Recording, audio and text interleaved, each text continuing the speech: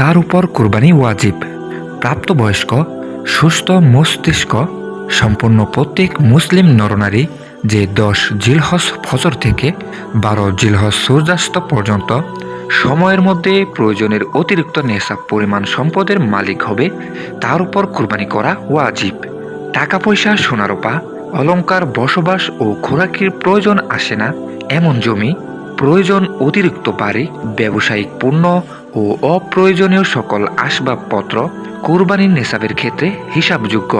আর নেশাব হলো স্বর্ণের ক্ষেত্রে 7.5 ভরি, রূপার ক্ষেত্রে 52.5 ভরি, টাকা পয়সা ও অন্যান্য বস্তুর ক্ষেত্রে নেশাব হলো এর মূল্য 52.5 তোলা রূপার মূল্যের সমপরিমাণ হওয়া।